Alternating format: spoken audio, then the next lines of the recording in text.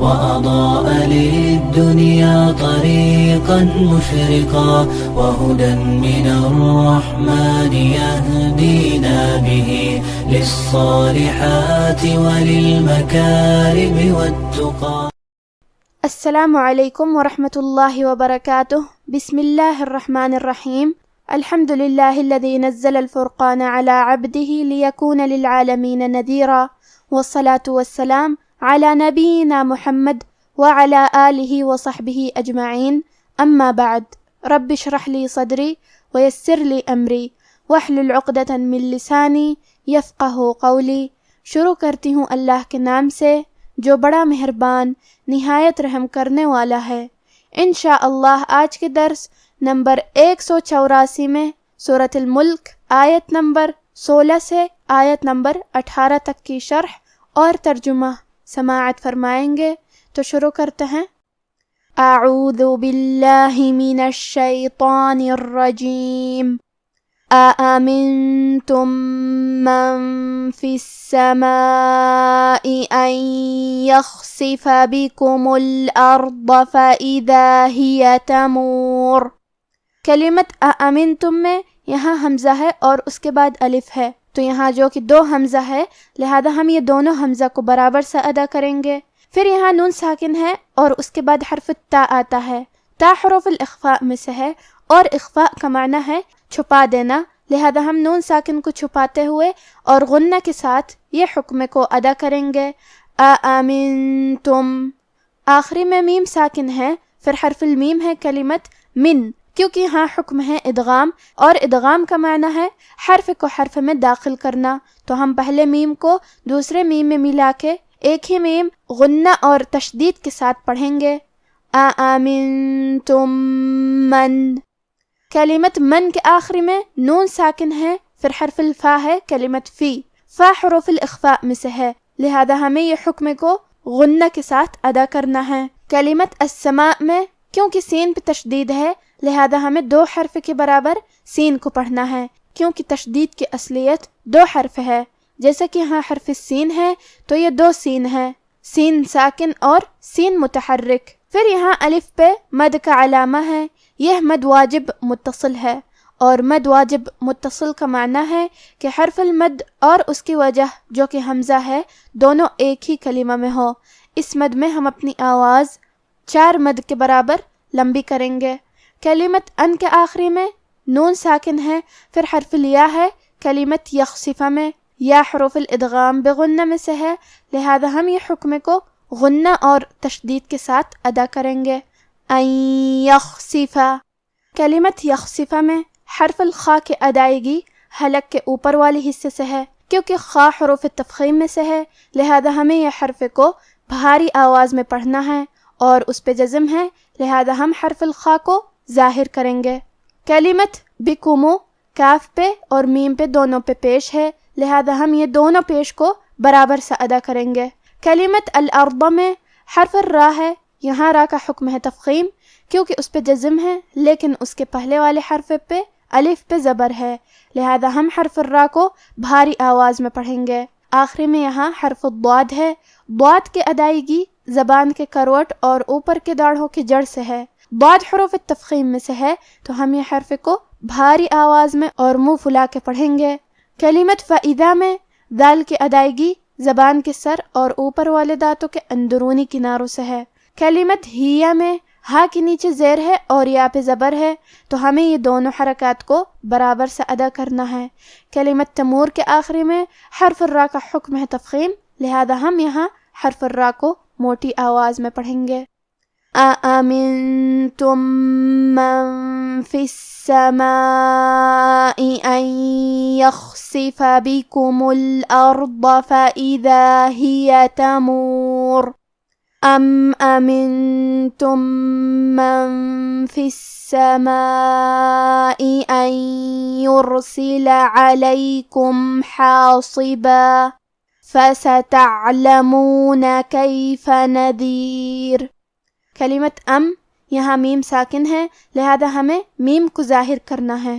کلمت امنتم میں ہمیں حکم الاخفاء کو ظاہر کرنا ہے اور ہم یہ حکم کو غنہ کے ساتھ ادا کریں گے.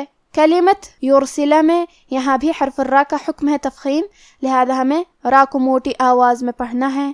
کلمت علیکم حرف العین کی ادائیگی حلق کے درمیان والی حصے سے ہے، آخری میں یہاں میم ساکن ہے، پھر حرف الحا ہے، حا حروف الاظہار میں سے ہے، لہذا ہم میم کو ظاہر کریں گے اور بغیر غنہ سے یہ حکم کو ادا کریں گے۔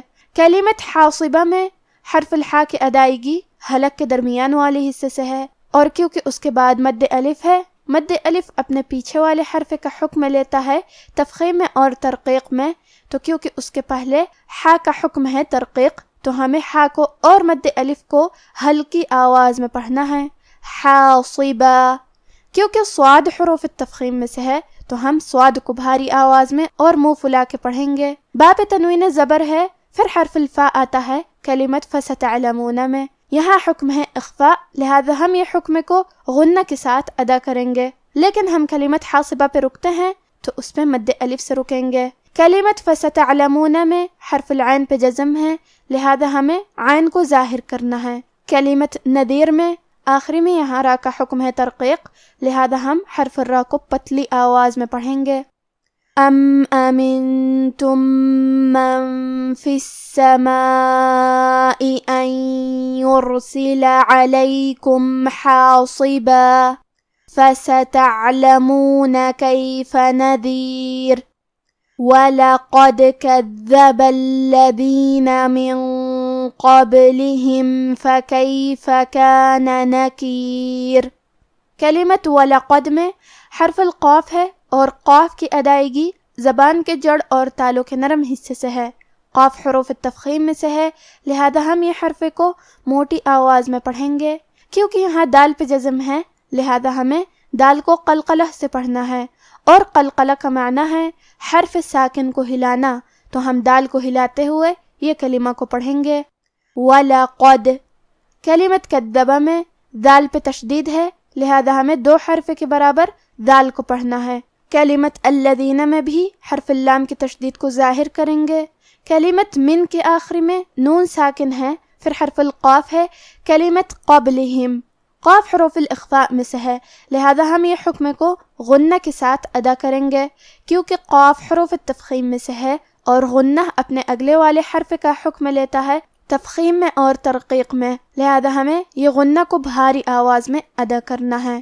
من قبلہم کلمت قبلہم میں با پہ جزم ہے، کیونکہ با بھی حروف القلقلہ میں سے ہے، لہذا ہم یہ حرف کو ہلاتے ہوئے یہ کلمہ کو پڑھیں گے۔ قبلہم لام اور ہا کے نیچے زیر ہے، تو ہم یہ دونوں زیر کو برابر سے ادا کریں گے۔ آخری میں یہاں میم ساکن ہے، پھر حرف الفا ہے، فا حروف الاظہار الشفوی میں سے ہے، لہذا ہمیں میم کو ظاہر کرنا ہے اور ہم یہ حکم کو بغیر غنہ سے ادا کریں گے۔ قبلہم فکیف کلمت نکیر میں حرف الرا کا حکم ہے ترقیق، لہذا ہمیں حرف الرا کو پتلی آواز میں پڑھنا ہے۔ وَلَقَدْ كَذَّبَ الَّذِينَ مِن قَبْلِهِمْ فَكَيْفَ كَانَ نَكِيرٌ۔ اب آپ ان آیتوں کی تلاوت تجوید کے ساتھ سماعت فرمائیں۔ اعوذ باللہ من الشیطان الرجیم۔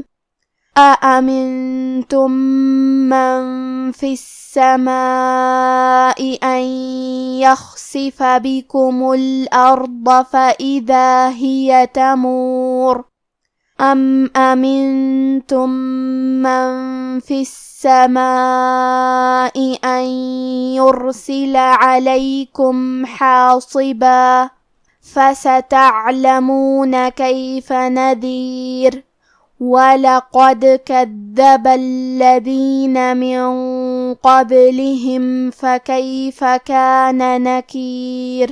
کیا تم اس سے جو آسمان میں ہے بے خوف ہو کہ تم کو زمین میں دھسا دے اور تبھی وہ تھر تھرانے لگے؟ کیا تم اس سے جو آسمان میں ہے نڈر ہو کہ تم پر کنکر بھری ہوا چھوڑ دے؟